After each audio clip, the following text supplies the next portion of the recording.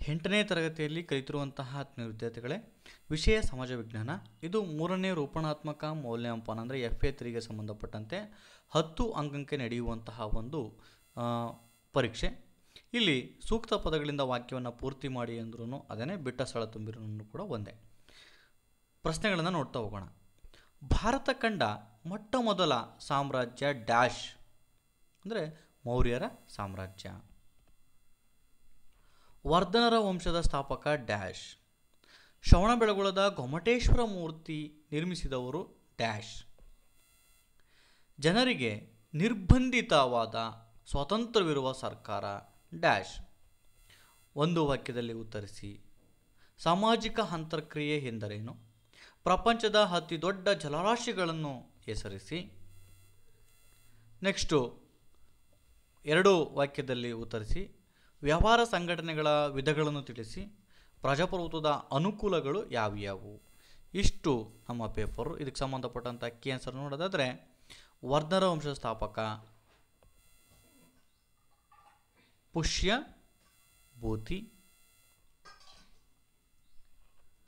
ಶ್ರವಣಬೆಳಗೊಳದ ಗೊಮ್ಮಟೇಶ್ವರ ಮೂರ್ತಿಯನ್ನು ನಿರ್ಮಿಸಿದವರು ಚಾವುಂಡರಾಯನು.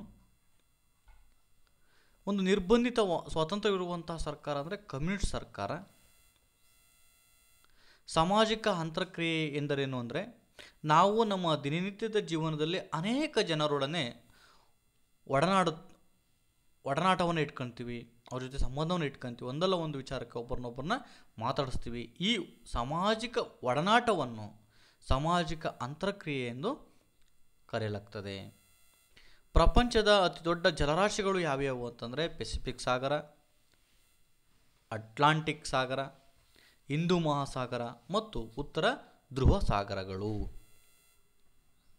ವ್ಯವಹಾರದ ಸಂಘಟನೆಗಳ ವಿಧಗಳು ಯಾವ್ಯಾವು ಅಂತಂದರೆ, ಖಾಸಗಿ ರಂಗದ ವ್ಯವಹಾರ ಸಂಘಟನೆಗಳು, ಸಾರ್ವಜನಿಕ ರಂಗದ ವ್ಯವಹಾರ ಸಂಘಟನೆಗಳು, ಜಂಟಿ ರಂಗದ ವ್ಯವಹಾರ ಸಂಘಟನೆಗಳು ಮತ್ತು ಸರ್ಕಾರಿ ಸ್ವಾಮ್ಯದ ವ್ಯವಹಾರ ಸಂಘಟನೆಗಳು.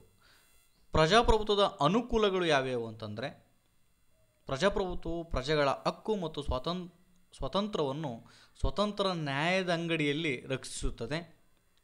ಪ್ರಜಾಪ್ರಭುತ್ವವು ಸಮಾನತೆಯ ತತ್ವದ ಮೇಲೆ ಆಧಾರಿತವಾಗಿರುತ್ತದೆ. ಪ್ರಜಾಪ್ರಭುತ್ವವು ಜನರು ನಿರ್ಧರಿಸುವಂತಹ, ಕೈಗೊಳ್ಳುವಂತಹ, ಸಮಾನತವಾಗಿ ಭಾಗವಹಿಸುವಂತಹ ಎಲ್ಲರಿಗೂ ಸರ್ವಸಮಾನವಾದ ಕಾನೂನುಗಳನ್ನು ಹೊಂದಿಕೊಳ್ಳಲು ಅವಕಾಶ ಇದೆ.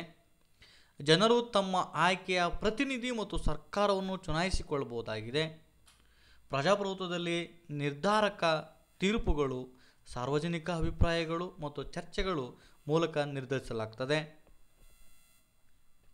ವಿರೋಧ ಪಕ್ಷವು ಆಡಳಿತ ಪಕ್ಷದ ದುರುಪಯೋಗವನ್ನು ಪರೀಕ್ಷಿಸಿ ತಡೆಗಟ್ಟುವ ಅವಕಾಶವಿದೆ. ವ್ಯಕ್ತಿಯ ವ್ಯಕ್ತಿತ್ವ ವಿಕಾಸಕ್ಕೆ ಮೂಲಭೂತ ಹಕ್ಕು ಅವಕಾಶವನ್ನು ಕಲ್ಪಿಸಲಾಗಿದೆ. ಪ್ರಜಾಪ್ರಭುತ್ವವು ಶಾಂತಿಯುತವಾಗಿ ಚುನಾವಣೆ ಮೂಲಕ ಸರ್ಕಾರಗಳನ್ನು ಬದಲಾಯಿಸಲು ಅವಕಾಶವಿರುವುದರಿಂದ ಕ್ರಾಂತಿಗಳಿಗೆ ಇಲ್ಲಿ ಅವಕಾಶ ಇರುವುದಿಲ್ಲ. ನೆಕ್ಸ್ಟು, ಪ್ರಜಾಪ್ರಭುತ್ವವು ರಾಷ್ಟ್ರೀಯ ಏಕತೆ, ದೇಶಭಕ್ತಿ, ಪ್ರಜಾಗೌರವಗಳನ್ನು ಕಾಪಾಡಿಕೊಳ್ಳಲು ಅತಿ ಹೆಚ್ಚು ಅವಕಾಶವನ್ನು ಕಲಿಸಿಕೊಡ್ತೈತೆ ಅಂತಕ್ಕಂಥದ್ದು. ಇಷ್ಟು FA3 ಕ್ವಶನ್ ಆ್ಯಂಡ್ ಆನ್ಸರ್ ಅಂತ ಹೇಳ್ತಾ, thank you for watching video.